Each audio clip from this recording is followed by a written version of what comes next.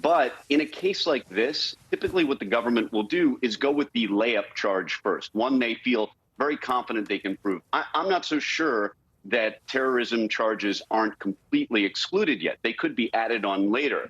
But if you look at this particular statute, it carries a potential life sentence, and if somebody dies, death. But fortunately, there were no resulting deaths. So it's a very considerable federal statute that criminalizes this kind of act of violence on a subway or a train or something of mass transportation.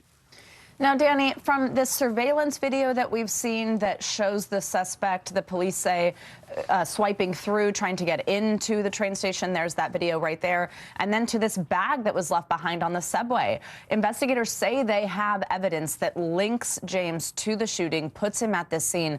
But now the big question, the motive. How do they work on determining that? Motive is going to be important to them, but again, it's not really important in terms of proving the case beyond a reasonable doubt, because typically motive is not a necessary element of most crimes. And that may be why you're not seeing more aggressive terrorism type charges yet, because when you start charging certain crimes that require you to prove a motive, for example, whether the act was intended to intimidate or coerce a civilian population, that can be a little harder. Instead, you go with a charge like this one, where you have an act of violence on a mass transportation thing like a subway, and that's an easier charge to make out. It still gets you to the government's promised land, which is a conviction and a likely life sentence. And now, Danny, investigators say that Frank James actually called the police on himself, said he was at a McDonald's. What kind of impact could that move have on the case? And if and when he goes to trial, what will that mean?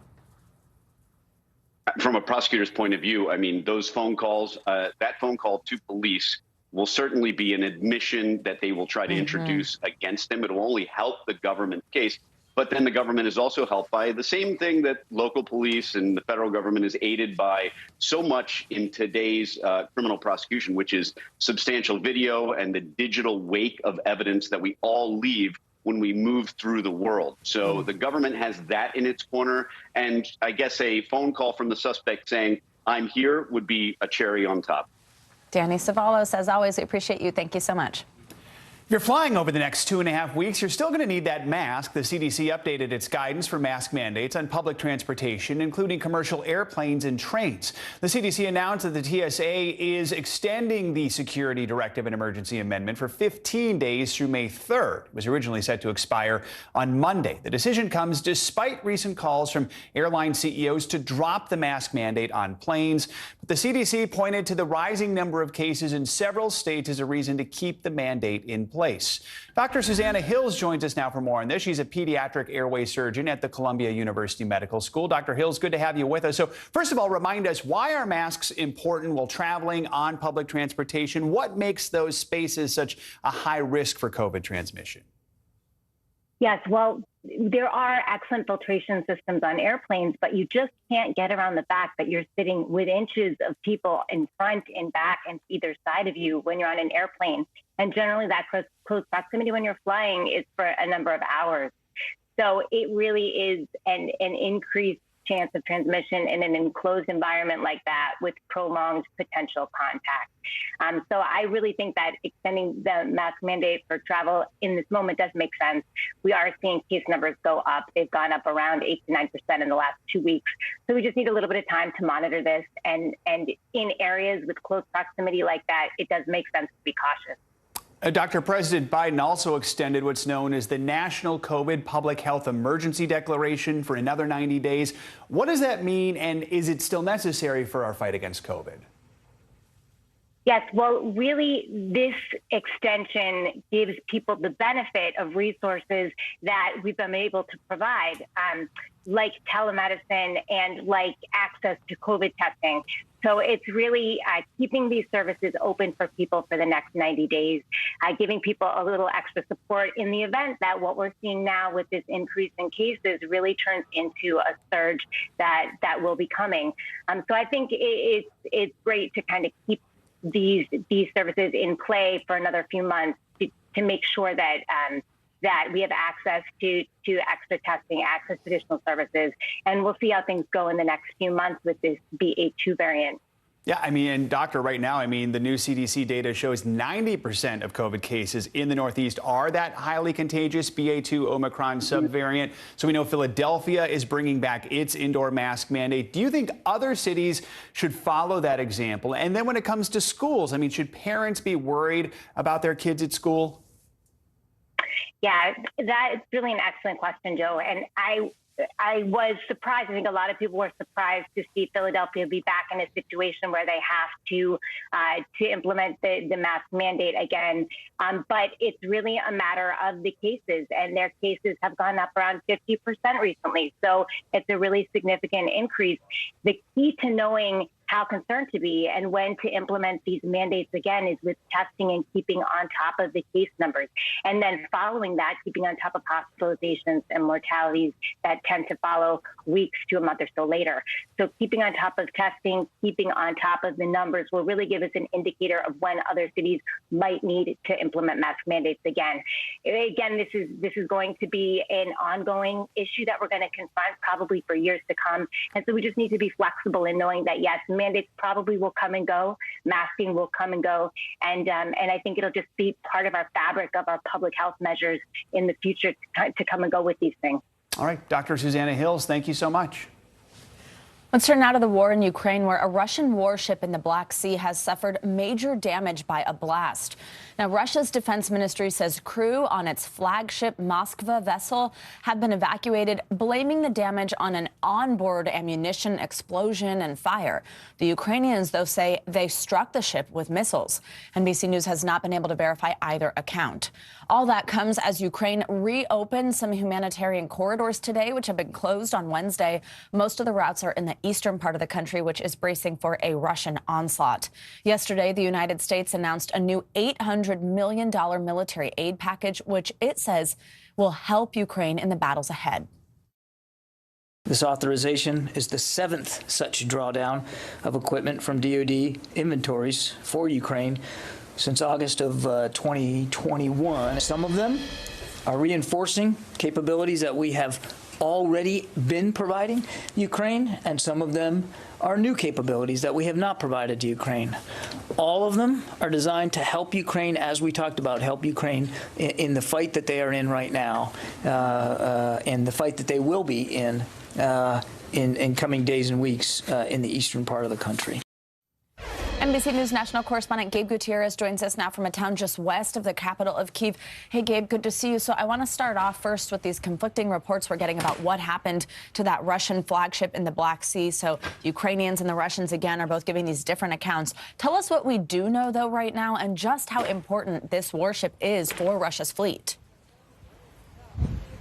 Well, Savannah, it is a significant blow to the Russian war effort in the Black Sea. As you said, this is a flagship warship, essentially, very significant for the Russian war effort. But right now, as you said, there are these conflicting reports. The Russians say that there was some sort of fire, that they're investigating the cause of that fire. But just hours earlier, the Ukrainians had come out and said that their cruise missiles had actually inflicted this damage. So neither account can be independently verified at this point. But this all comes, Savannah, as the fighting is expected to increase both to the south and the east as this war grinds on. Yeah, so Gabe, I mean, the east, that's where we're talking about these humanitarian corridors. The situation is just dire in places like Mariupol. They're back open today after they were closed yesterday. What's the latest there, and the broader eastern region bracing for that assault? How are they planning to get people out? Well, Savannah, we've been speaking about Mariupol now for weeks, that besieged city, depending on who you ask. President Zelensky several days ago said that it's likely tens of thousands of people could die there. Local officials say the death toll could be as high as 20,000. All that is impossible to verify at this point. But Russia is claiming that just recently more than 1,000 Ukrainian troops surrendered in that besieged city. Again, that claim can't be verified, but a U.S. senior defense official is saying that at this point, the belief is that the Russians have not been able to take that besieged city, Savannah. And Gabe, I do want to ask you about the town that you're in right now. So this is one of those places in the Kyiv region, as I mentioned when we introduced you, that Ukraine recaptured from the Russians as the Russians moved out of the region to prepare for that eastern assault. What is it like on the ground there as we've seen these troops leave? This is when we've been seeing what investigators are saying could be war crimes. What kind of discoveries are they making there? Well, Savannah, it has been devastating to witness this area over the last several days. You know, in this town, Makariv is where I am.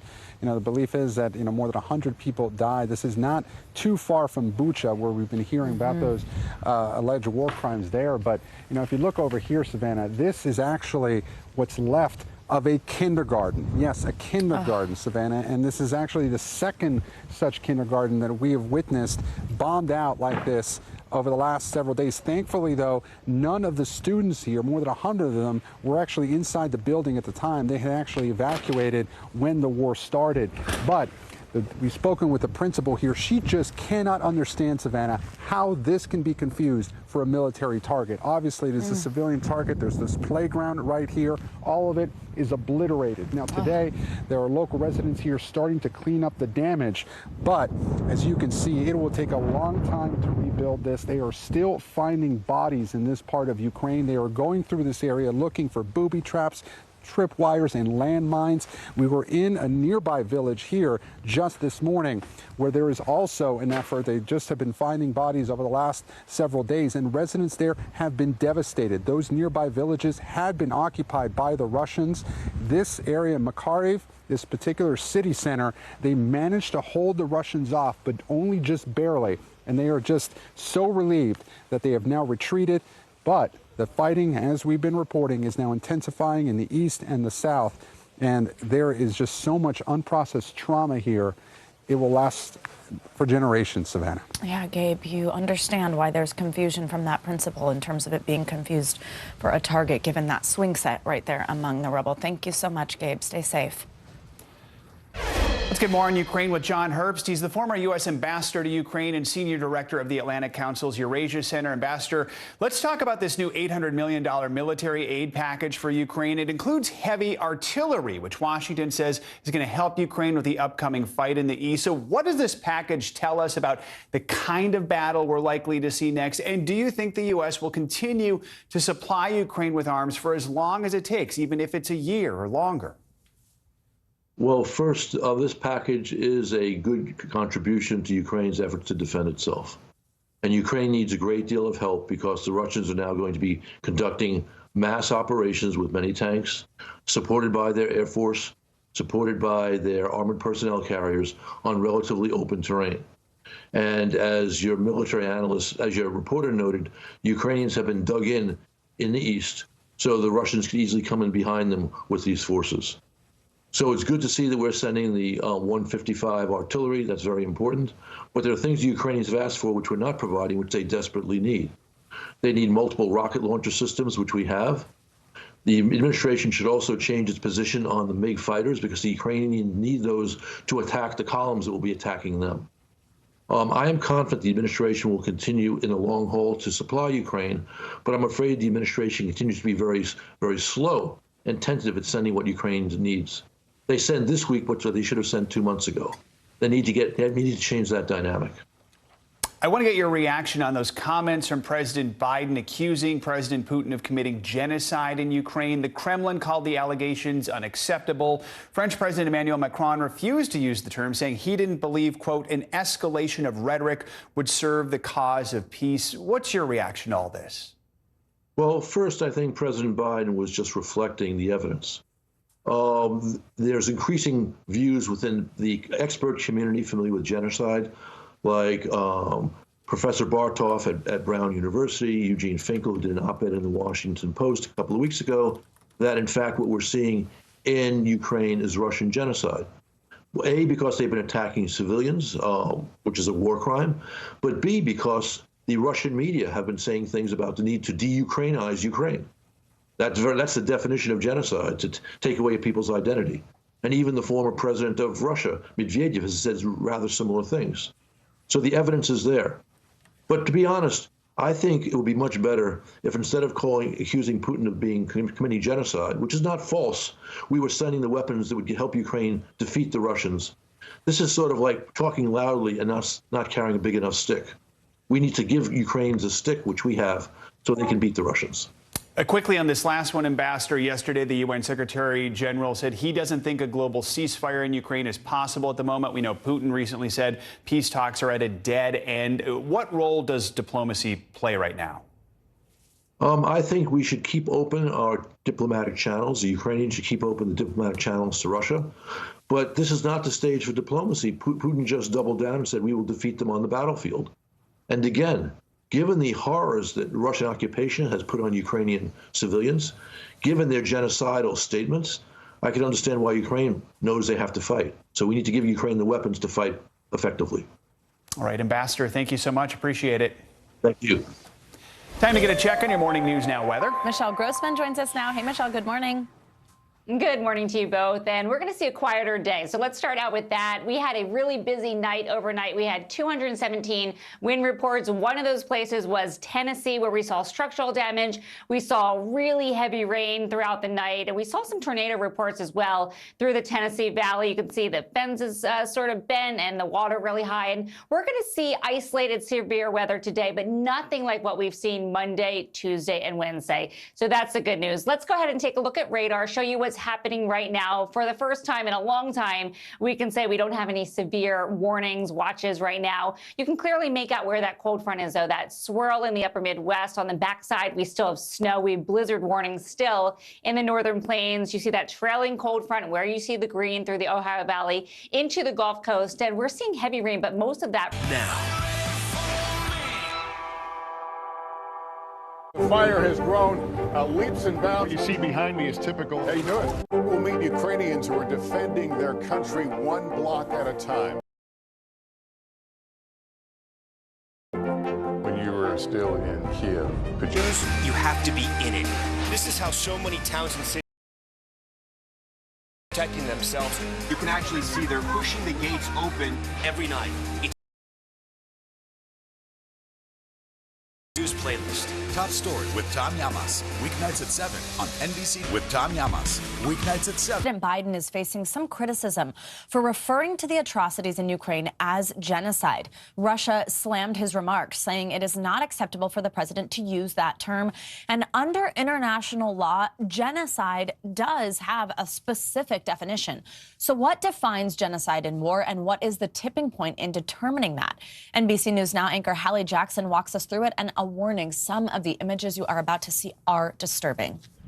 By now, you've seen the horrific pictures out of Ukraine. Bodies in the streets of Bucha, mass graves, and survivor stories of indiscriminate killing, torture, and rape by Russian soldiers. The only thing they know is people dead, people with their hands tied, people tortured, murdered, and this just breaks my heart. Now, President Biden calling what's happening in Ukraine genocide. Yes, I called it genocide because it's become clearer and clearer that Putin is just trying to wipe out the idea of even being able to be a Ukrainian. And the evidence is mounting. It's the furthest he's gone so far in describing what Russia's doing, coming just days after he said Vladimir Putin should be tried for war crimes. This guy is brutal. Genocide is not just a word for mass killings. A United Nations treaty that the U.S. signed formally defines genocide as actions taken with the intent to destroy, in whole or in part, a national, ethnic, racial, or religious group. The treaty came out of World War II and the Holocaust, when Nazi Germany systematically killed some 6 million Jews. Under that UN treaty, simply showing that Russian soldiers intentionally killed Ukrainians is not enough to declare genocide. We found 650 dead bodies. Instead, it would need to be proven in international court that the killings were an intentional effort to wipe out the Ukrainian people.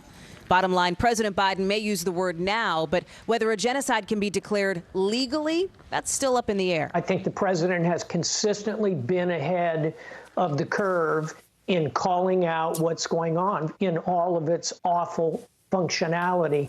And I think the more he does that, the more the system will work to catch up with him.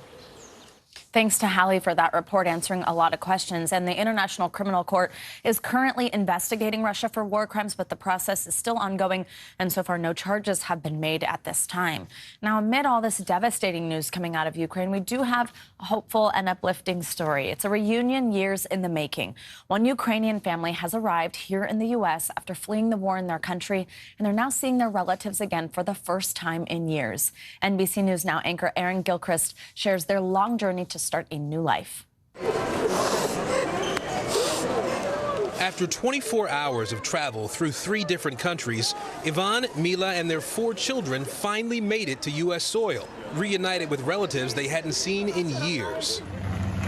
Just hours later, the family saw their new home for the first time. Надеюсь на постоянной основе, что не придется в очередной раз куда-то переезжать. Были слезы, но слезы радости. Я чувствую себя спокойно и в безопасности. A stark contrast to the home they left near Kyiv more than a month ago. Когда началась война, мы слышали взрывы, слышали, когда обстрелы шли. То есть мы ходили с детьми вместе в подвал. И это, конечно, страшно, приходилось прятаться. They traveled through western Ukraine and northeastern Romania, reaching safety in Bucharest, an almost 700-mile journey in about 2 weeks. But their journey started in 2017 when they submitted their first refugee status application to U.S. Citizenship and Immigration Services, hoping to settle in the United States. Немножко мы начинаем приходить в себя, немножко. То есть полного осознания, что мы еще уже в Америке, еще нету. They say it was a long process of interviews, paperwork, and waiting, eventually delayed by COVID-19 and then the war in Ukraine. Дети радостно и спокойно можем гулять на детской площадке. Мы не должны куда-то уходить, прятаться и чего-то бояться. Последнюю неделю войны это было страшно.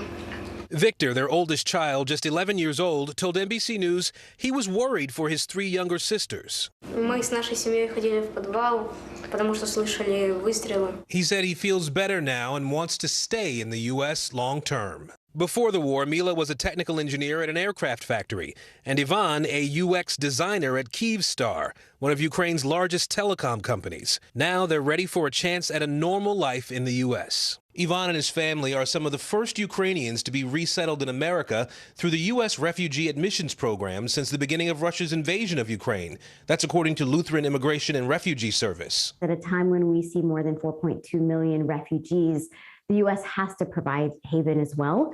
We know that there will be a significant uptick. While thousands of Ukrainians have entered the United States in recent weeks with valid visas and asylum requests, according to Reuters, America has resettled only 12 Ukrainians through the official U.S. refugee program since March. A State Department spokesperson told NBC News in part, the administration is considering the full range of available legal pathways to the United States for Ukrainians, and noted that another State Department program has resettled 704 refugees so far in the fiscal year 2022. We see the relief on the Ukrainian American families' faces immediately upon reunification, but of course we think about how many are still in harm's way. Even in safety, reunited with his family, Ivan still feels the pain of seeing Russian troops occupy his country. Они разрушают наши школы, наши больницы, родильные дома. Они ненавидят украинцев и все украинское, и они нас называют нацистами. И почему-то они обвиняют нас в этом, хотя сами являются нацистами, и Путин — это современный Гитлер. He says he wonders how President Putin can threaten the world and remain unpunished. Ну и у меня вопрос к миру. Что мы будем делать с этим? Our thanks to Aaron for that powerful report. Now, more than 4.5 million Ukrainians have left the country since the start of the war. Many of them are still looking for a home. Coming up, a fresh face bringing a new perspective to a major publication. When I got my position at Parents, I did get a couple of people say, "Oh, why you?" And I said, "Why not me?" When we return here on Morning News Now, my conversation with the new editor-in-chief of Parents Magazine, the first woman of color to take on the role. Stick around. Ground zero, as it's being referred to. It is, in fact,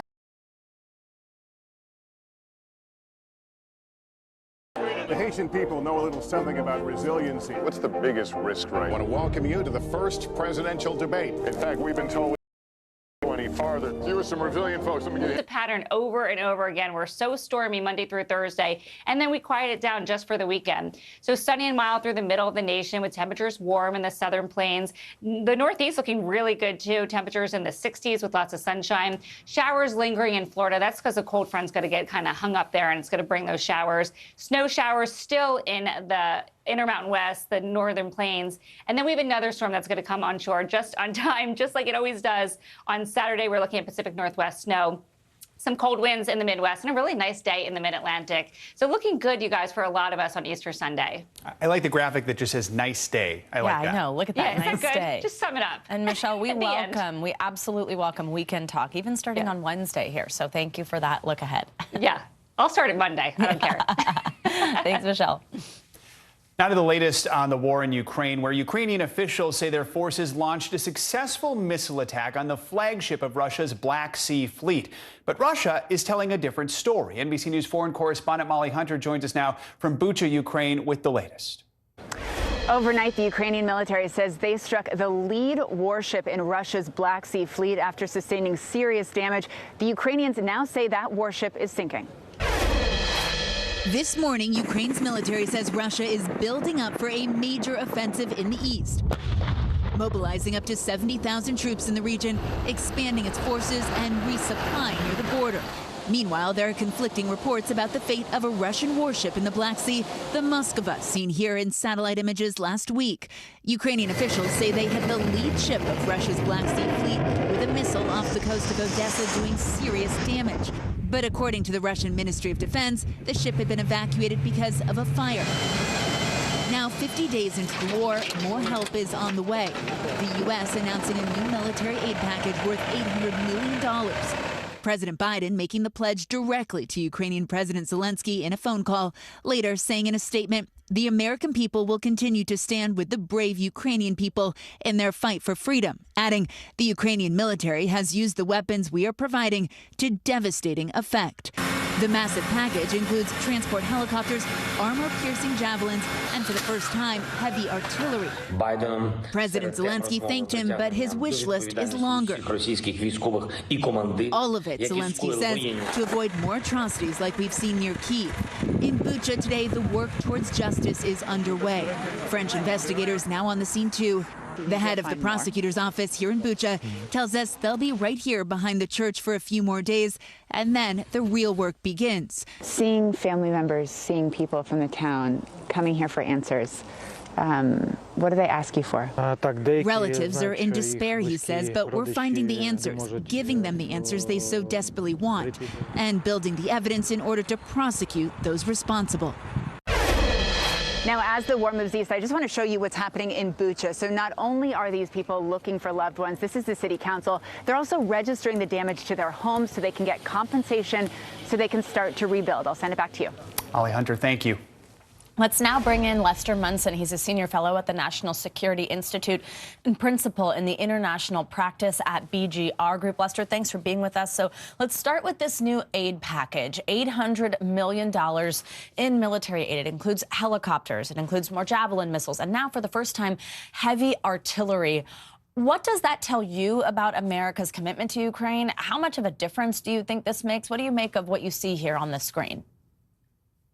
Well, I think the Biden administration is trying to carefully calibrate what it is sending to Ukraine to meet the needs that Ukraine has on the ground as the administration sees it. So this is a reaction to what Russia is doing, which is pulling back from Kyiv and some of the other cities in the north and moving and apparently moving their forces to the east and to the south to focus their attack on the Donbass region. So the Biden administration is trying to react to that in almost real time and provide Ukraine with the resources it needs to push back against the new Russian tactics. And what do you make of this move right now and Russia's readiness, preparedness to make that specific attack on the east after having moved out their troops? And we're hearing that the buildup does seem to be just about in place. What are you most concerned about unfolding in the next few days? Well, I think we're going to see a different phase of the war for sure. We should all recall that Russia actually invaded Donbass 8 years ago and took positions in that region, and there has been a war there ever since.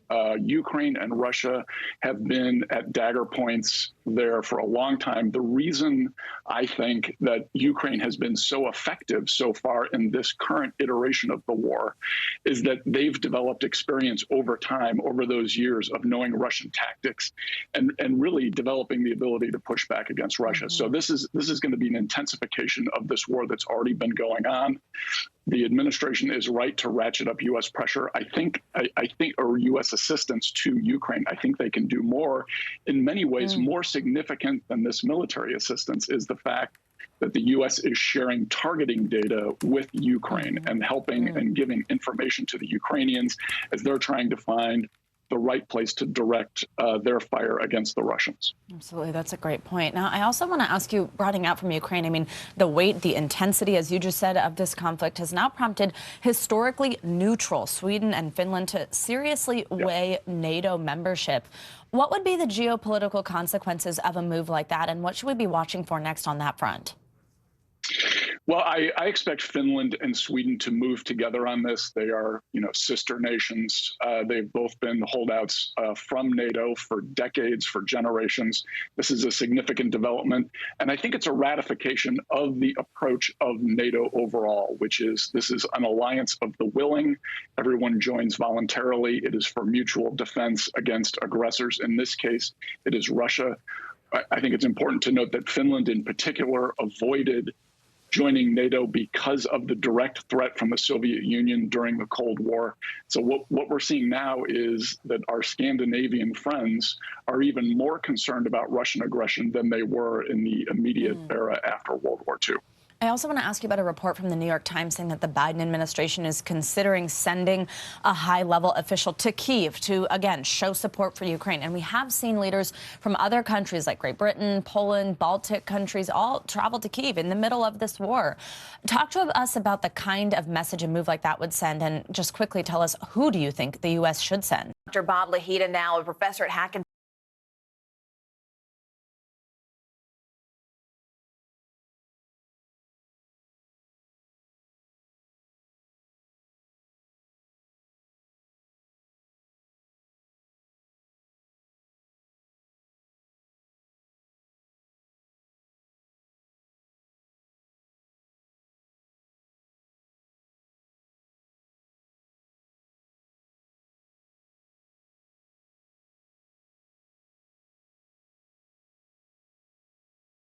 That is the BA2 variant, which is now 85% of the infections in the U.S. So, yes, they're evaluating the data right now and looking at this. It seems, though, not to make sense to the public because really the air and airplanes is quite good. Buses, trains, Uber cabs, taxi cabs, maybe not so great. So, yes, Morgan, it makes sense, but there's some rockiness to it and some ineptitude.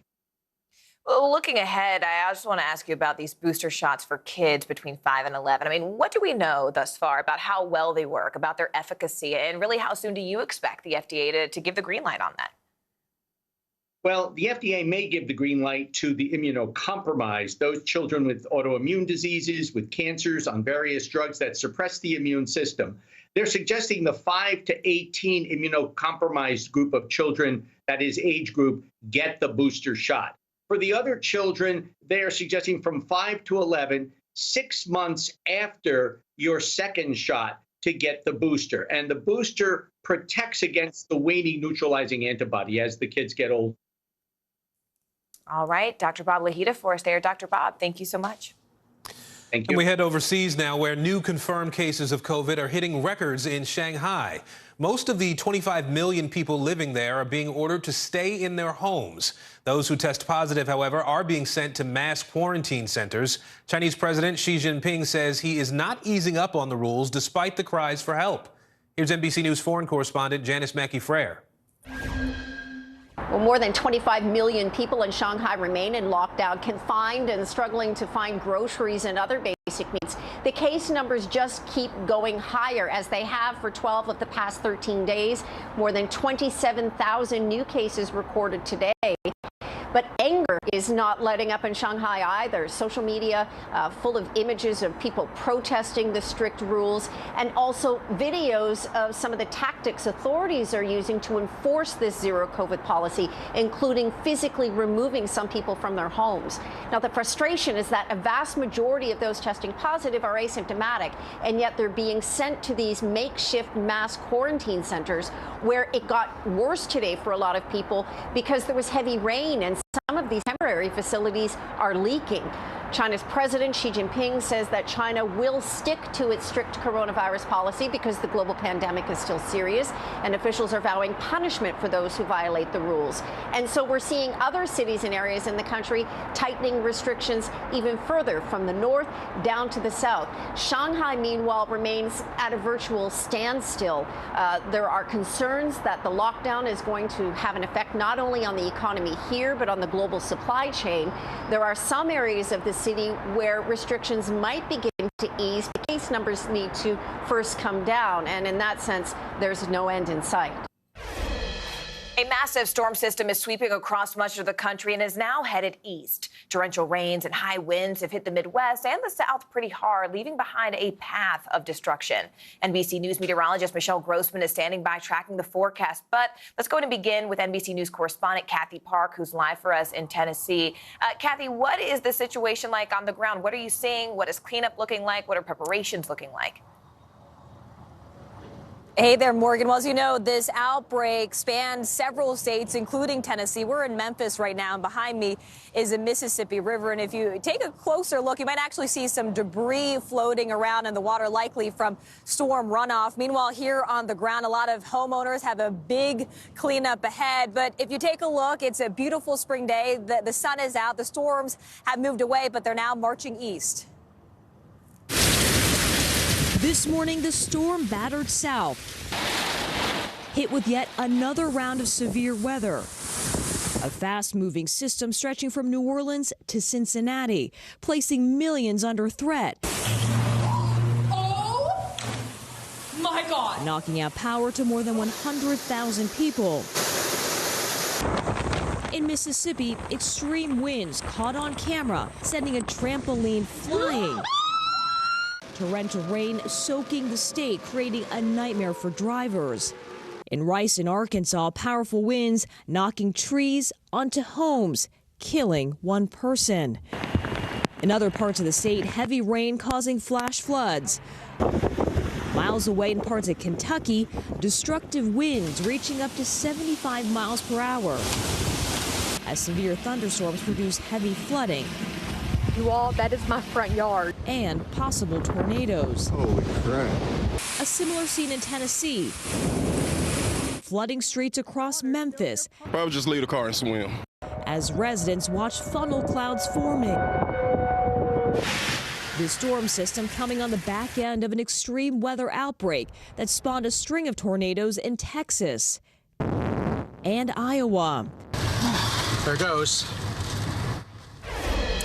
Now, in addition to the severe thunderstorms and damaging winds, portions of the plains are digging out this morning. In fact, parts of Bismarck, North Dakota, got roughly 2 feet of snow. And Morgan, I can tell you, we felt the cold front here this morning as well. It was just in the 40s, so winter seems to be holding on.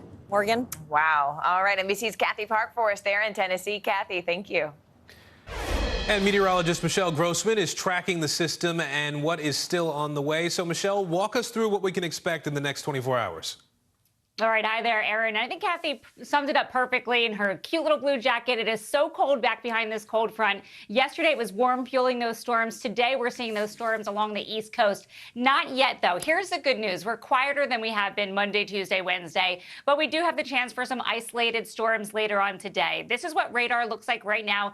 Clear to see where that cold front is. You see that spin in the upper Midwest, some snow on the backside of it, and then that rain through the Ohio Valley, stretching to parts of the Gulf Coast states. States. So as it moves off to the east, we're going to see the chance for some storms as we head through the afternoon to evening hours.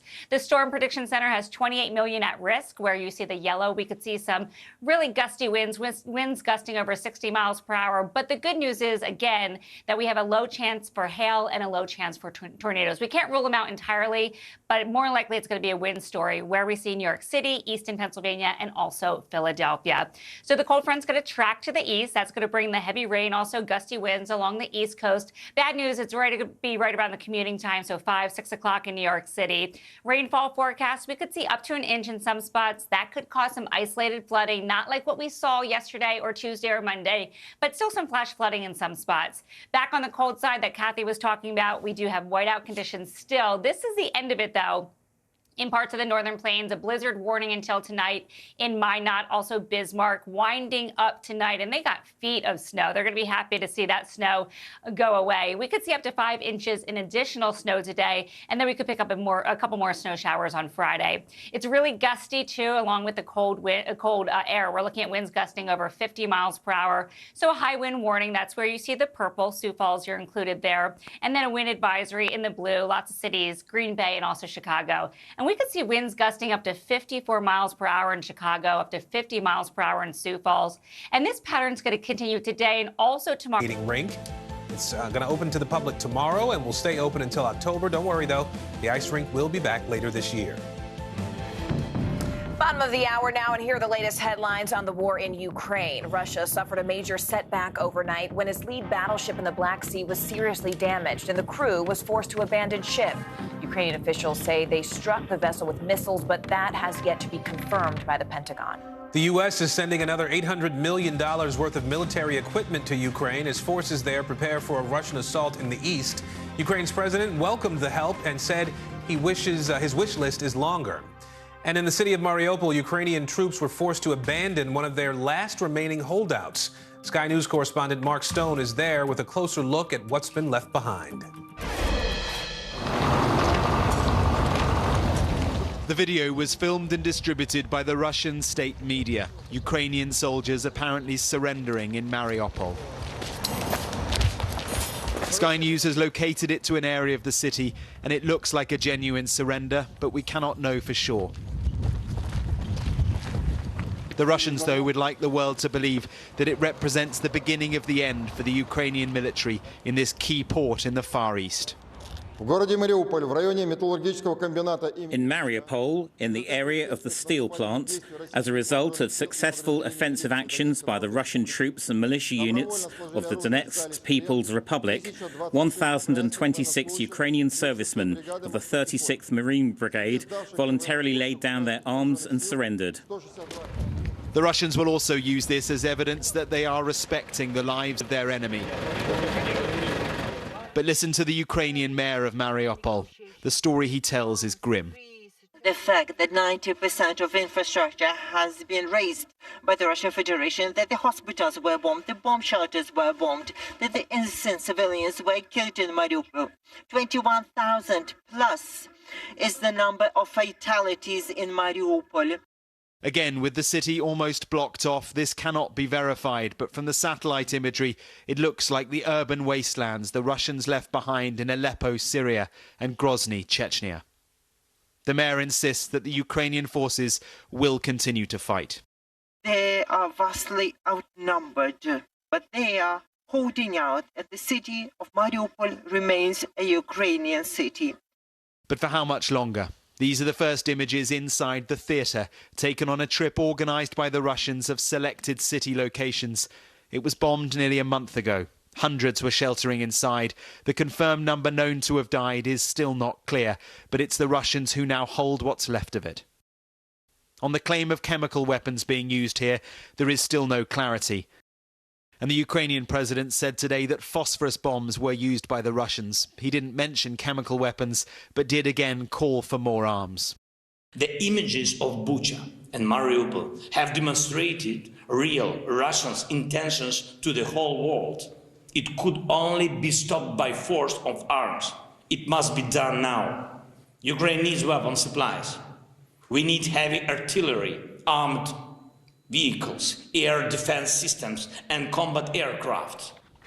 With the Russians now fully withdrawn from areas around Kyiv, Moscow's new general in charge, a Syria and Chechnya veteran, is consolidating the command and the troop numbers here in the Far East.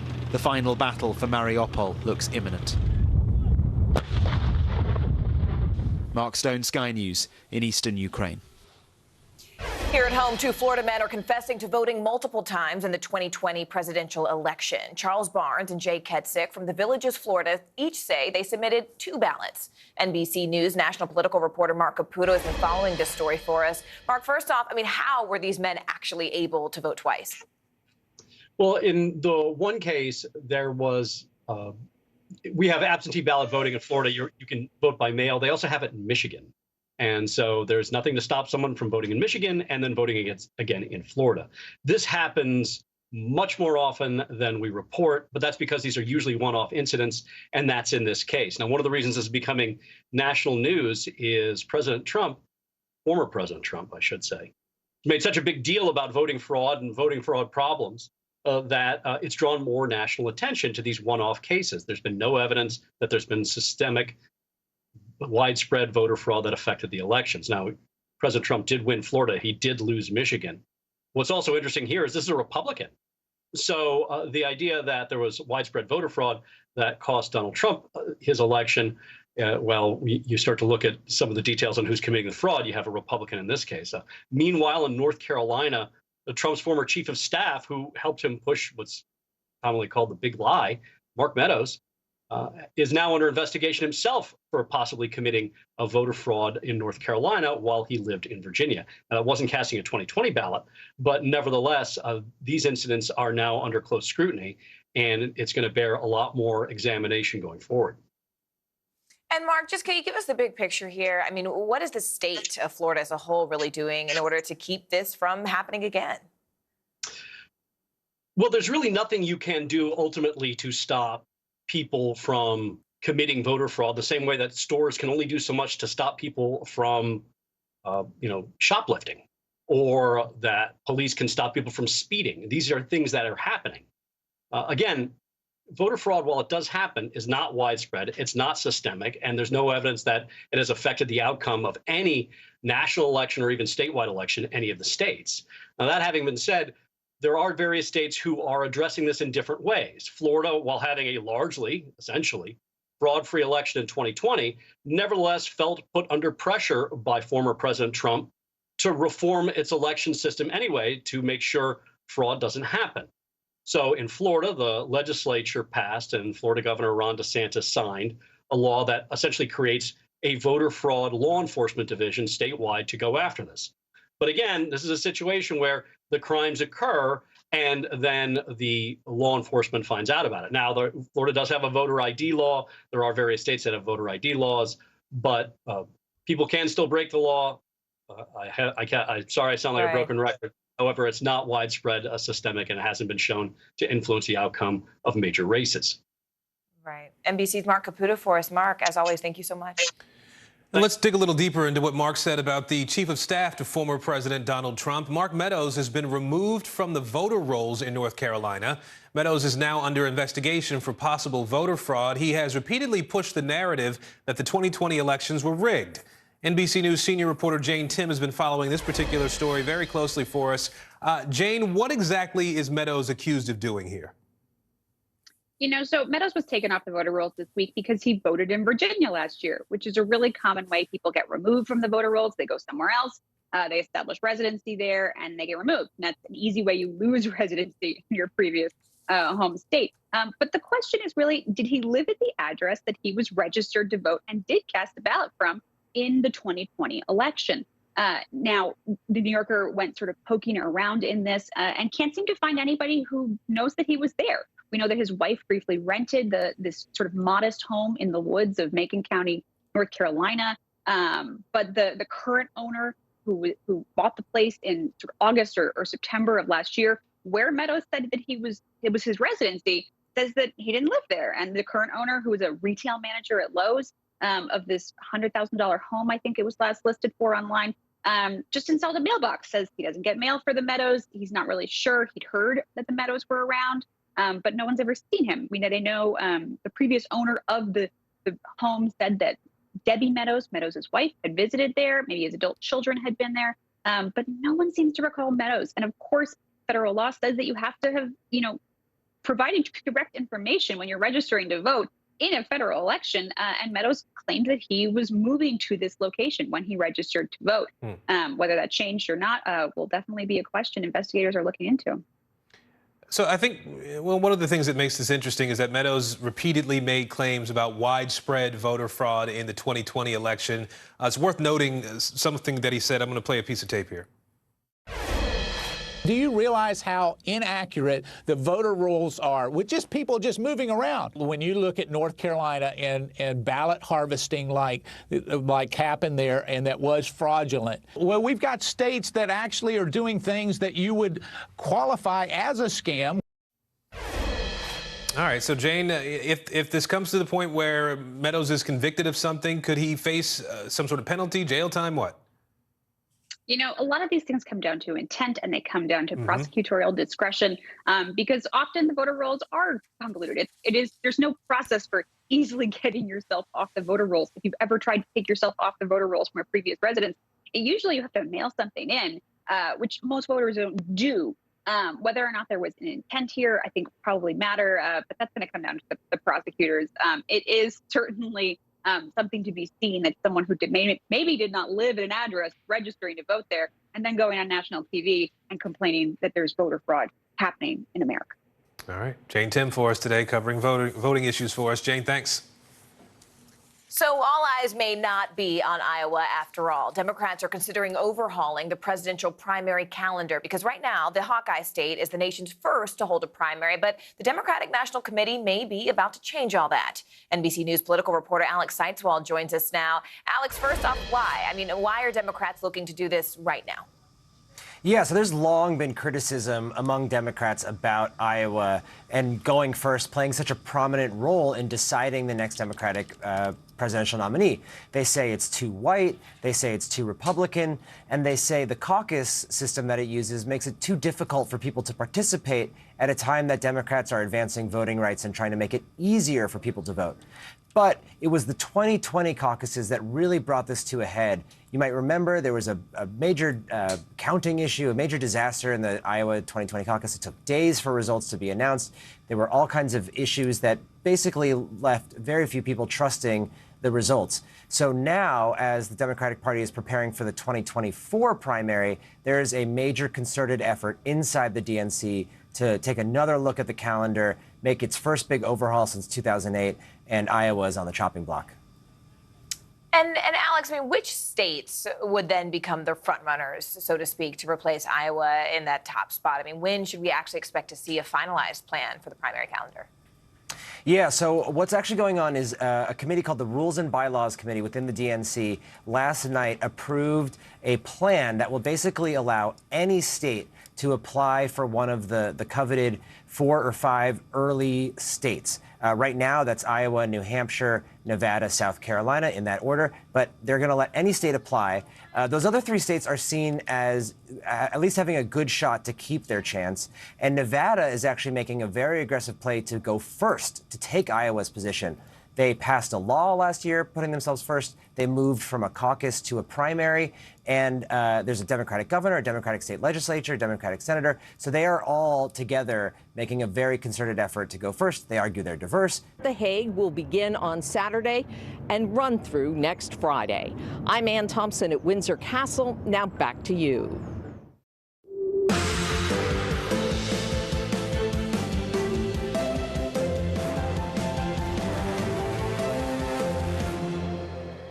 Good Thursday, everybody. I'm Aaron Gilchrist in New York.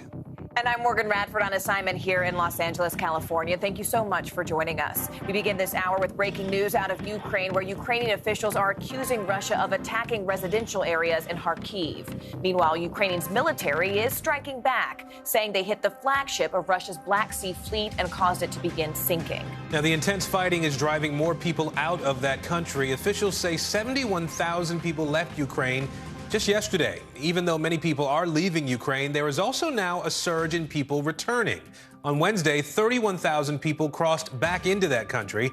Russia is also now issuing a strong warning to Finland and Sweden against joining NATO. It says it may rule out keeping the Baltic nuclear-free if the two countries join the alliance. Joining us now, NBC News foreign correspondent Matt Bradley, who's live in Kyiv, Ukraine, as well as NBC News Pentagon correspondent Courtney Cuby and our Washington, D.C. bureau. Matt, let's begin with you. Ukraine is accusing Russian forces of attacking more residential areas. But what do we know about those particular accusations? Yeah, I mean, Morgan, and this time they're accusing them of attacking residential areas, not so much here in Kyiv, where the fighting has all but left. Now it's in the northeast city of Kharkiv. That's the second largest city in Ukraine. It's a place where my team and I have spent quite a lot of time, particularly just before the latest round of offensive began several weeks ago. But what we heard from the governor of that region today was that these bombings, which took place in a neighborhood that's largely residential to the southeast of that city, 4 people were killed, 10 were injured, and he's been warning, as of last night, that government there, that the intensity and the frequency of those attacks on and around that city, what we call the oblast around it, have been picking up. And that shouldn't surprise anybody because, of course, the Russians have announced that they are going to be refocusing their fight from the west of the country, from around where I am right now in Kyiv, to the east, those sort of self-declared enclaves, separatist enclaves in the eastern part of the country. That's where the focus of the fighting is now supposed to be. So this country is bracing for a huge Russian assault branching out of those territories that have already essentially been occupied by Russians, pro-Russian separatists since the last Russian invasion back in 2014. But I got to tell you guys, there is a bit of a glimmer of hope. You mentioned how a lot of people have been moving back into the country. A huge number just today, even though more were leaving. We saw one small metric of that recovery just today. I was in the suburb of Irpin, which isn't far from where I'm standing now in the capital of Kyiv. And there was a bridge that was there a couple of weeks ago that the Ukrainians themselves decided to destroy in order to halt the Russian advance onto the capital here. It was effective. Russians never made it into the center of this city. But that bridge and the scene of civilians struggling to get over the ruins of that bridge to escape the suburb of Irpin really captivated the world. It became a symbol of the civilian tragedy that the Russian invasion has wrought. Now, just today, we were visiting. There is a new bridge, a temporary bridge that is allowing not just for civilians, but for motorists to get across and for goods and humanitarian aid, supplies and relief to get across and help civilians as well. So again, a small glimmer of hope for Ukrainian civilians here. Guys? A small but necessary glimmer of hope. I want to go back, though, Matt, to what you're describing about that fresh Russian offensive. Courtney, officials from Britain's Ministry of Defense say that Russia is preparing for, as Matt mentioned, a new offensive in eastern Ukraine. So do we have any specifics about really what or who their potential targets are? So it's going to be this offensive in southeastern Ukraine, in the area we've been hearing a lot about, in the Donbass area. So the weapons package that the U.S. announced yesterday really gives a glimpse into how the U.S. thinks this next line of offensive is going to play out. So among some of the weapons that they're getting, heavy artillery. This artillery that the Russians have been using against the Ukrainian military and the Ukrainian people is really what has brought so much havoc and tragedy on Ukraine in places like exactly what Matt was just describing, in places up towards Kyiv, in Kharkiv, and then south in Mariupol, where we're still seeing really just the Ukrainian people down there under complete assault on a daily basis. So the U.S. is going to provide some heavy artillery so that Ukraine can fire back on the Russians. In addition to that, they're going to provide them with anti-artillery radars. Exactly what it sounds like. It's a radar that should be able to be a defensive weapon that the Ukrainians can use to stop Russian incoming artillery. In addition to that, the U.S. is going to provide more helicopters. They've already given them 5 of these Mi-17. They're Soviet-era helicopters. They're now going to provide 11 more. The U.S. is giving some unmanned naval craft. These will provide some coastal defense. We've been talking a lot about the Russian cruiser that had this mysterious fire on it in the last 24 hours. There is a sense there could be more of a maritime component to this next line of offensive. The coastal craft could be a part of that. And then in addition to that, the U.S. is providing more of the switchblades. These are these loitering munitions, which essentially are drones that are fired from a tube. They hover over a target, and then when they launch down on it, they can hit with such force that the munitions can even take out a tank, more javelins, anti-tanks. These are the kinds of things that the U.S. assesses Ukraine is going to need in the next phase of this offensive, Morgan. All right, Courtney Cubie there in D.C. Matt Bradley, thank you so much for joining us. We appreciate it. President Biden is in North Carolina today. He will speak at North Carolina A&T, the nation's largest historically black university. The president is there to promote the Bipartisan Innovation Act. It's a bill that his administration says will drive more investment in technology and improve access to education.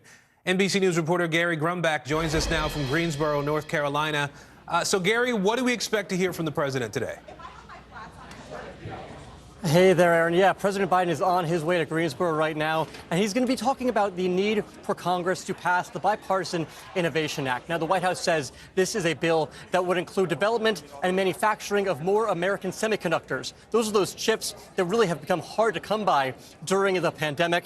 He'll also be discussing the development of the broadband internet and how important that is, especially for some more rural areas of this country. And he's going to be talking about the importance of increasing equity in STEM jobs. That's one of the reasons he's here at NCA&T. This is the country's largest historically black college and university. He's going to be meeting with students and faculty before he comes out on the stage to speak. And he's going to be talking to them about what they're doing and studying robotics and cybersecurity. He's not the only one that's going to be doing this across the country. Members of the cabinet administration are fanned out across the country over the next couple of weeks to talk about this bipartisan innovation legislation. And as the president did Tuesday in Iowa, he's also going to be talking about the bipartisan infrastructure law. This was something that was passed by Congress and was signed into law, and is providing billions of dollars towards communities across the country. President Biden has been wanting to get out of the White House for weeks now, and he's starting to do that a little more, and this is the result here. Aaron?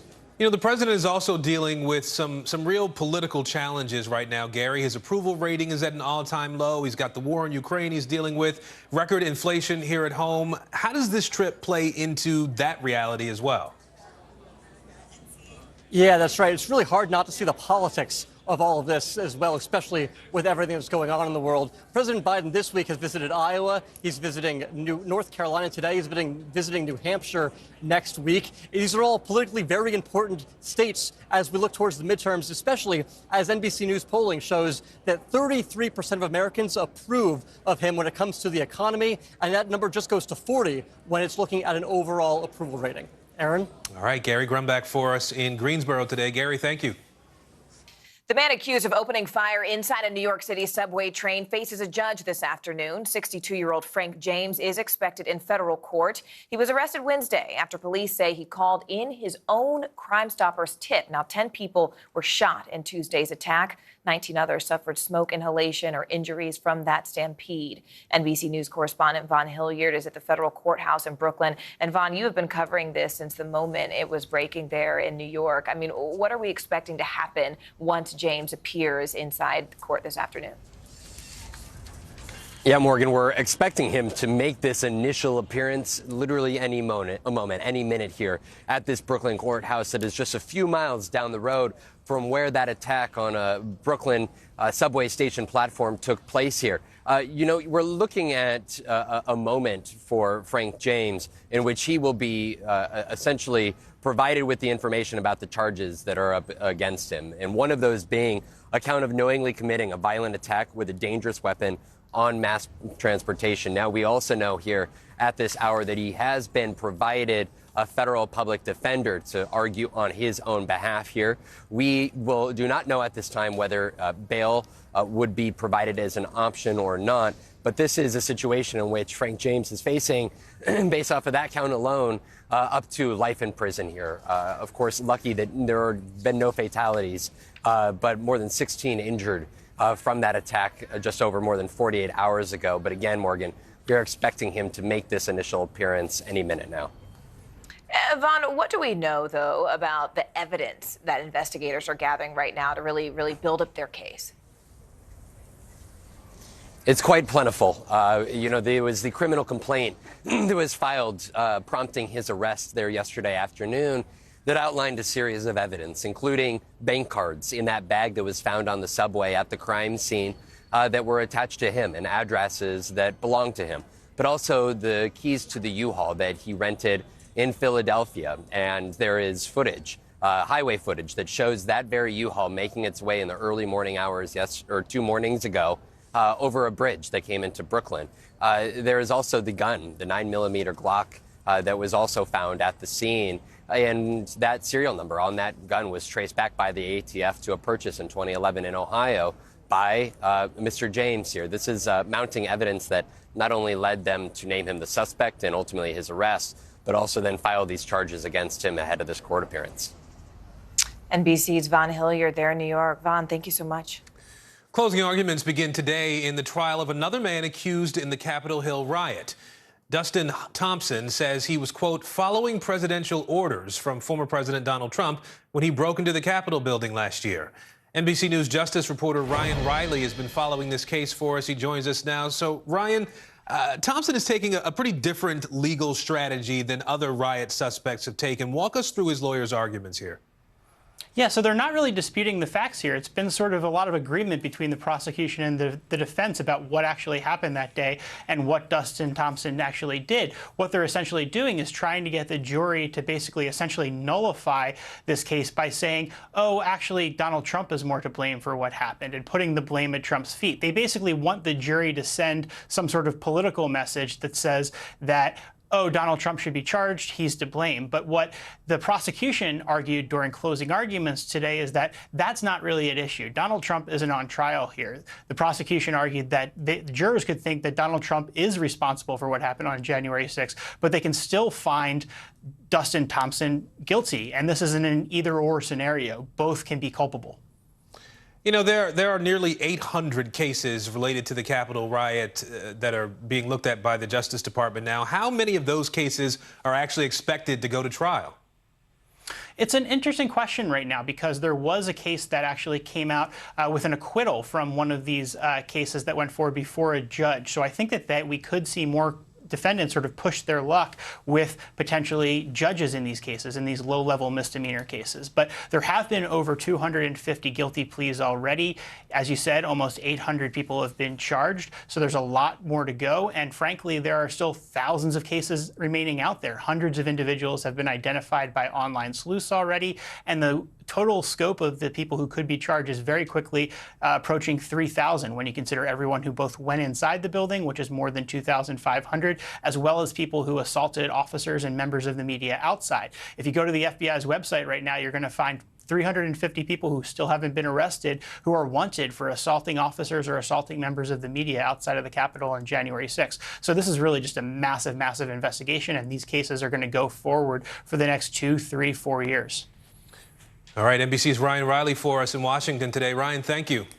And some breaking news right now. Florida Governor Ron DeSantis has signed a 15-week abortion ban into law. That new law marks a significant blow to the abortion access in the South because Florida has provided wider access to the procedure than its neighbors. The new law takes effect on July 1st. It does have exceptions if the abortion is necessary to save a mother's life, prevent serious injury, or if the fetus has a fatal abnormality. Now, Florida joins a growing conservative push to restrict access ahead of a U.S. Supreme Court decision that could limit the procedure nationwide. Texas Governor Greg Abbott has just escalated the political fight over immigration. He sent buses filled with undocumented migrants to the nation's capital, calling it a message of defiance against the Biden administration. But White House Press Secretary Jen Psaki is calling it, quote, a publicity stunt. NBC News Capitol Hill correspondent Ali Vitale joins us now. Ali, break this down for us because Governor Abbott says this in response to the Biden administration's decision to end Title 42 expulsions. But remind us what exactly Title 42 is and why it's ending now. Yeah, Morgan, what we're talking about here is a law that was actually from the World War II era that the Trump administration then put back into place at the beginning of the pandemic, March of 2020. Initially, it was supposed to be used by the CDC for just the first few months of this crisis, but as the pandemic stretched on, this was then extended in perpetuity. Now, the Biden administration reversing that order, saying that by the end of May, they want to wind down the use of Title 42. And here on the Hill, that has spurred backlash, both from Republicans, but also from some more moderate Democrats. And it's caused the situation that we're seeing in D.C. right now. Texas Governor Greg Abbott, as you mentioned, talking about sending migrants on buses here to Washington, D.C. I want to pull up a statement that he released explaining why he was doing this. He said, by busing migrants to Washington, D.C., the Biden administration will be able to more immediately meet the needs of the people they are allowing to cross our border. He goes on to say Texas should not have to bear the burden of the Biden administration's failure to secure our border. Of course, the first part of that statement, Morgan, you can hear sort of the irony of it. It's clearly Abbott saying that this is a political move on their part to bring the immigration crisis literally to the Biden administration's front door.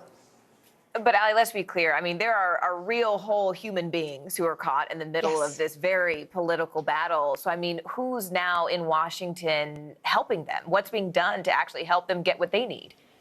Look, several charitable organizations met these migrants as they arrived here in Washington yesterday, and our producers were there speaking with these folks as they arrived. They were told that as they came across the border, some of them turned themselves in to border administration, and then they were told if they had family and were trying to go elsewhere while they waited to be processed, which is to say Miami or Washington or elsewhere here in the Northeast, they were given the option to get on these buses, and that's how they ended up here in Washington. So this is really that middle ground moment for these folks as they wait to see and as they are processed. This is what the process looks like usually in Texas and in other border states.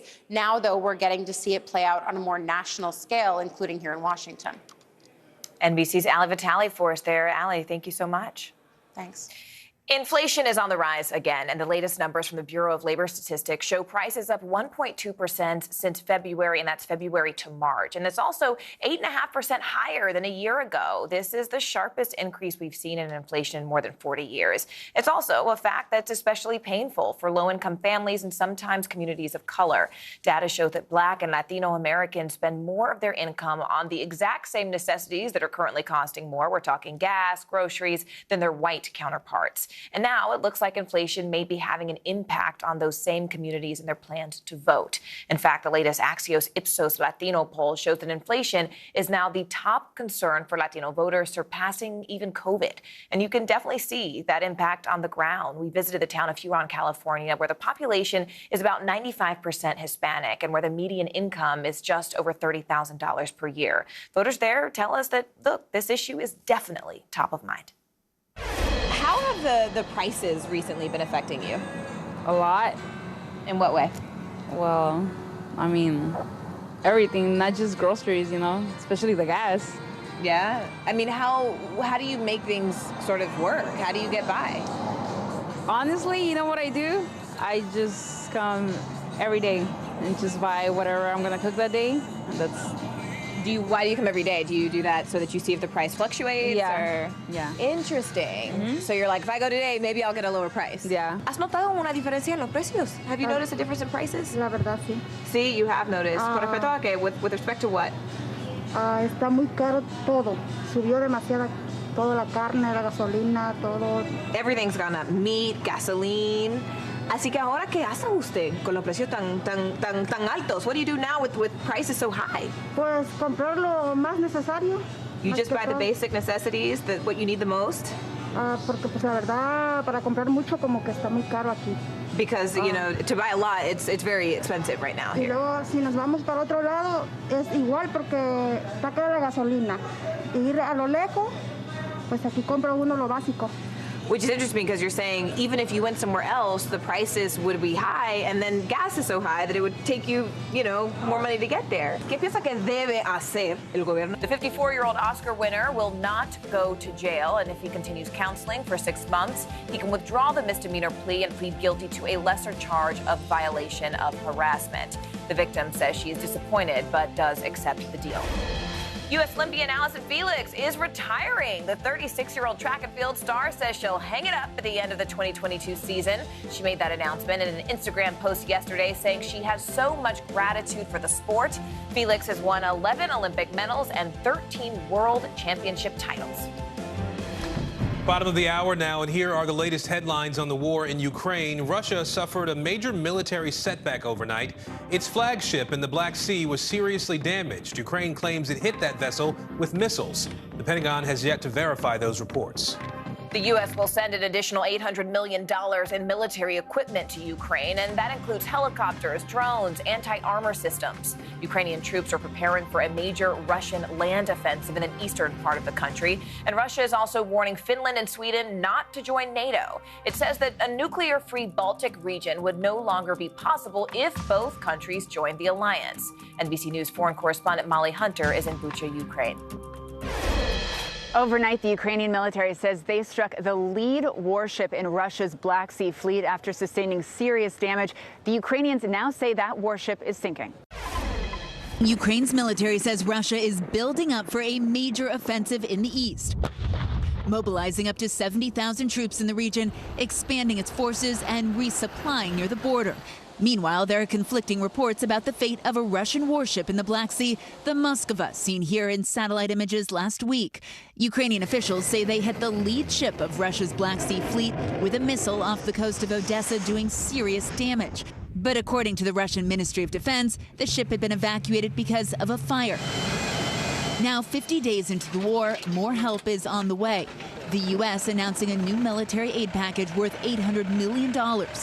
President Biden making the pledge directly to Ukrainian President Zelensky in a phone call, later saying in a statement, the American people will continue to stand with the brave Ukrainian people in their fight for freedom, adding the Ukrainian military has used the weapons we are providing to devastating effect. The massive package includes transport helicopters, armor-piercing javelins, and for the first time, heavy artillery. President Zelensky thanked him, but his wish list is longer. All of it, Zelensky says, to avoid more atrocities like we've seen near Kyiv. In Bucha today, the work towards justice is underway. French investigators now on the scene too. The head of the prosecutor's office here in Bucha tells us they'll be right here behind the church for a few more days, and then the real work begins. Seeing family members, seeing people from the town coming here for answers, what do they ask you for? Relatives are in despair, he says, but we're finding the answers, giving them the answers they so desperately want, and building the evidence in order to prosecute those responsible. Now, as the war moves east, I just want to show you what's happening in Bucha. So not only are these people looking for loved ones, this is the city council, they're also registering the damage to their homes so they can get compensation, so they can start to rebuild. I'll send it back to you. I'm going to go ahead and bring in Andriy Morozovsky. He's a Kyiv resident who's been volunteering with humanitarian efforts there. Andriy, thanks for being with us. And first, we just have to ask, how are you doing? How is your family doing? What is life right now in Kyiv? I mean, have people started returning home, or are people still feeling relatively unsafe there? Good evening from evening Kyiv.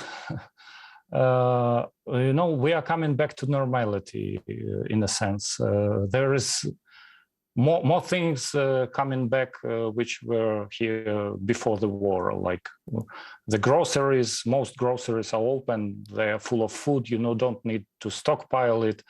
But the air warning system is blaring several times a day, and actually you cannot be safe 100% because you don't know whether the missile strike will follow or the missile would be shot down by our defenders, and the debris would fall somewhere on your house. So you cannot be completely safe. And Andrei, we're starting to sort of get more data, more images, more firsthand accounts of the types of things that we're seeing from Russian forces. What have you heard from the people you've been helping in your work about the atrocities committed by Russian forces? Yes, I should be clear that my volunteering is connected to the fact that, despite that the fact that I told you about going back to normality, the public transport is not working properly in Kyiv. And what I'm doing, what I found a slot for my volunteering efforts, is to provide transportation services to doctors. They don't have an opportunity to get to their jobs by public transport, so I take them to their shifts in the hospitals, and then I take them back when that shift is over. The talks are very different. They range from the house of my relative was looted to the fact that my friend from the car club, he cannot find his relatives for like a month, I think. Yes. I have a friend, she is a psychotherapist. Her home was looted. She got oven, washing machine, and other stuff stolen. But this is, people who suffered this kind of damage, they are happy actually, because those who didn't lose anybody, who can find their relatives safe, it's for them it's much better. They say there is no problem with the damage, we will survive. But there is a lot of people, I must say to you that people want retaliation, because the fact that people were executed just for having a flag of Ukraine in their homes, or just because they served in the army the other day. Such harrowing images. I mean, they're hard accounts to hear, and the facts on the ground, I can only imagine. Andrei, thank you so much for joining us, and thank you for all that you're doing to help. Thanks. We are getting our first look at video that shows the moments before a deadly shooting in Michigan. A warning, some of these images may be disturbing to see. Take a look here. Patrick Lyoa was shot to death in a confrontation with a police officer on April 4th. The footage is now drawing outrage from his family as well as civil rights advocates. NBC News correspondent Megan Fitzgerald joining us now with more on this. Megan, first, can you bring us up to speed on what exactly happened here and where the investigation is at this point? Yeah, Aaron, so to set the scene for you, as you mentioned, it was April 4th, which was just last Monday. It was 8 a.m. in the morning. It was raining. Police tell us that Patrick Lyoa was driving, and he was pulled over because he had tags that didn't match his car. You can see by this dash cam video here, Lyoa gets out of his vehicle. The police officer tells him to get back in, then asks him for a license. A license wasn't produced. You can see that the officer then grabs Lyoa, and that's when that chase ensues. Then the two start to and continue to ride on the subway, and so he was still out there. And I think that for me, and I think for a lot of New Yorkers as well, who lived through those last 30 hours, as you did as well, knowing he was on the lam, knowing he was still out there, is still one of the most troubling things about all of this. Of course, that is after the mass shooting that took place in the subway. Antonia Hilton, as always, thank you. Great to speak with you. All right, a Russian flagship badly damaged in the Black Sea. The crew forced to evacuate. Ukrainian officials saying their forces launched a successful missile attack, while the Russian Defense Ministry says the damage on the warship was caused by a fire. NBC News correspondent Ali Arouzi is in Lviv, Ukraine force. Ali, talk to me. What are we learning about this Russian ship, the reality of what's happening with it, or what has happened to it, and how is it hindering the progress of Russian forces? Hey, Yasmin. Well, look, one Western official has told us that it's very unlikely that fire on board that ship caused those munitions to blow up. They don't believe that Russian line. They say it's very probable what the Ukrainians are saying is true, that it was hit by a Neptune anti-ship missile. And it's a significant blow to the Russians, as you mentioned. Look, this was their flagship in the Black Sea. The command and control was on board that ship, controlling the rest of the vessels in the Black Sea, which is a very, very important pivotal place for the Russians to invade this country. And it's an embarrassing blow to the Russians. This is going to be a blow to Russian morale. It's going to be a big boost to the Russians. The Ukrainians are saying that that ship is capsized. The Russians are saying that it's heading back to Crimea on its own steam. But for more on that, let's listen to what John Kirby had to say. She was operating about 60 miles or so south of Odessa, and we know she suffered an explosion. It looks like from the images that we've been able to look at, it looks like it's a pretty sizable explosion, too. We don't know what caused that explosion. We do know that the ship is operating under her own power. We've seen the social media reports that this was maybe a Ukrainian coastal defense missile hit it. We can't rule that out. We just don't have enough information right now. Look, at the end of the day, whatever's happened, Yasmin, that ship is no longer operational. It can't launch attacks and supply lines to the Ukrainians. So that's a big morale boost for the Ukrainians here. That ship is no longer part of this campaign, and it's very embarrassing for the Russians to have to tow it back to Crimea because it was such an important ship to them. Ali, let's talk about Mariupol. Russian forces have been hammering that city, and we have yet to get images out of that area since they've been doing this. I mean, some of the images that you see on your screen there, of course, shows the extent of the damage, but from what we're hearing, it could be a heck of a lot worse. That said, Russian forces have yet to overtake that city, to take control of that city. And it's because of the Ukrainian military and the work that they have been doing, fighting back. Talk to me about what we're learning when it comes to Mariupol. That's right. Look, Yasmin, for 50 days, the Russians have been pounding the living daylights out of that city, and they still haven't been able to capture it. You know, they've been able to stop humanitarian aid getting in there. They've only let trickles of people out of that city, but they don't have control of it. And that's partly because the Azov Brigade, which is a very far-right brigade, have been fighting very hard in that city. They have about 1,000 troops on the ground there. And now we're hearing from Ukrainian officials that Ukrainian Marines were able to get in there. Now, what we're hearing here is that about half of them were captured by the Russians. The Russians say that they surrendered, but that's unlikely. But the other half, a few hundred of them, have now linked up with the Azov Brigade in Mariupol, and they're fighting to keep that city in Ukrainian hands, as it still is right now, because all the reports of the Russians are saying that they've overtaken that city just doesn't ring true at this point. So they've slightly beefed up their forces there with Ukrainian Marines fighting alongside the Azov Brigade, and they just do not want to give up that city at all costs because it would be a big victory to the Russians. It's a very strategic place, and it would be a big loss to Ukraine if they gave that up. And they want to save whoever's left in that city. So, you know, we're probably going to see some very intense fighting carrying on there over the days and weeks as the Russians still try to capture it, but they still haven't been able to.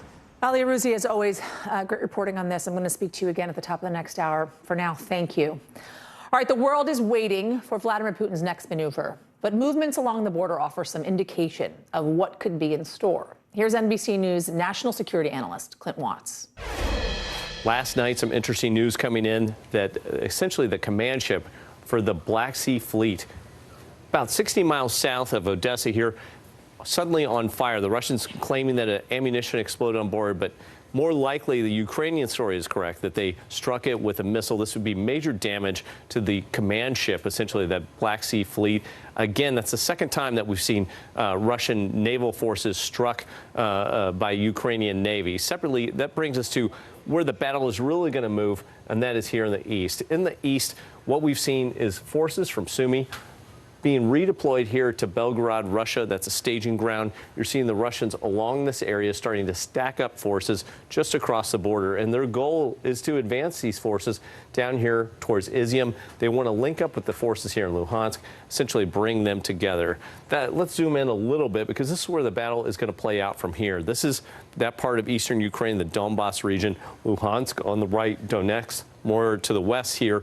What you're going to see is the buildup of combat forces. This is that Izium corridor. That's where you see some armor columns right now from Luhansk. They're trying to advance, and they'll essentially try and converge here at Slovyansk. I think this is where you'll see a major series of battles in the coming 2 to 3 weeks. The questions are, will the Ukrainian military be able to resupply much more quickly here and stop the Russians from doing what they ultimately want to do, which is take this whole area here, the Donbas region. They would like to add this to this region here, essentially take all of Donbas. That would be a bargaining chip that Vladimir Putin could use if he were to go to the negotiating table.